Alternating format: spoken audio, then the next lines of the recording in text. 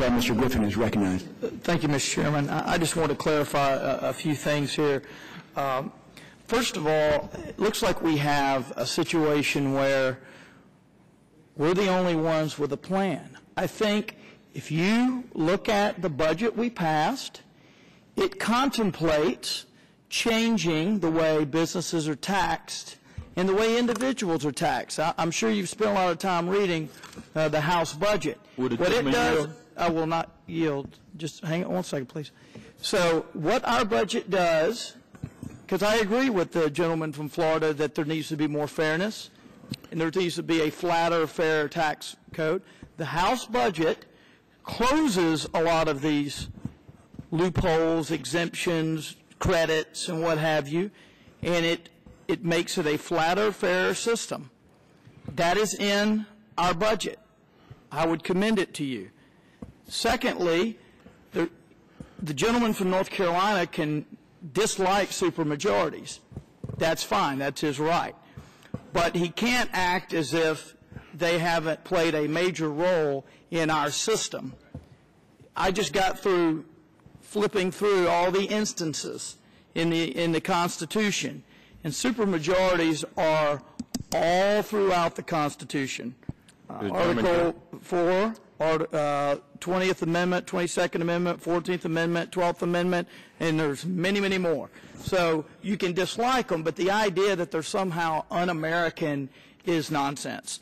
On the issue of supermajority to raise taxes, coming from Arkansas, a state that has fared pretty well in these tough economic times, I can tell you that I understand it's a state, it's not the federal government, but we have been served very, very well by our balanced budget amendment or the equivalent of that, and it does take a supermajority in our state to raise taxes. If you talk to President Clinton, a Democrat, Governor Beebe, a Democrat, and the many other Democrats who have put this stuff in place in Arkansas, they will tell you that it has been quite effective at distinguishing Arkansas's economic record from states like Illinois and California and many other states who have not been so responsible. Now, I heard earlier Mr. Nadler indicated that sometimes we need to spend more and borrow, and in other times we don't. The problem here is that we have always borrowed regardless of how well this country is doing. Ultimately, yes, we have a spending problem, but the root of the spending problem is a discipline problem. It's a discipline problem, and giving us more money does not address the discipline problem. It is unfortunate that we need a balanced budget amendment because people have refused to take the tough decisions. It's unfortunate. But all we need to do is look at our history, and it's very clear that there's no abundance of discipline in this when it comes to spending in this body.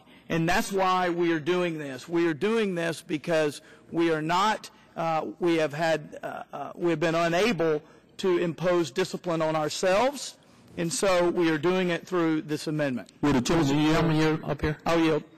Yeah, I find it perplexing that for 235 years, this nation has become such a great nation, and we want to change the way that we handle this nation's budget with this constitutional amendment. Thank you. Radical proposal that ties the hands of government. Reclaiming my time, Mr. Chairman. Perplexing that we're searching for a problem. Mr. Chairman, reclaiming my time. Proposing a solution without a problem. Gentleman from Arkansas controls the time. With the gentleman, You can disagree with this, but to call this radical is just nonsense. Hasn't been States, I'm controlling the time. States, there are numerous states that have this. This is not a radical idea. It may be an idea that you hate, but it's not radical. That's the type of demagoguery that makes it makes it so difficult to have a rational debate. Would the gentleman yield? I will not yield. But the problem here is Would the gentleman that yield this for a is question? this gentleman's time has has been expired. extraordinarily effective for Arkansas.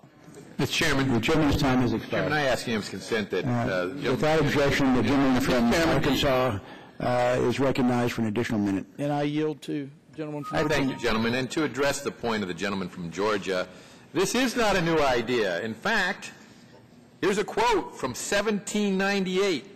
I wish it were possible to obtain a single amendment to our Constitution. I mean an additional article taking from the federal government the power of borrowing. Thomas Jefferson in a letter to John Tyler, 9 years after our Constitution went into Will effect. the gentleman yield? It's gentleman yield time. The gentleman from Arkansas has the time. The gentleman yield?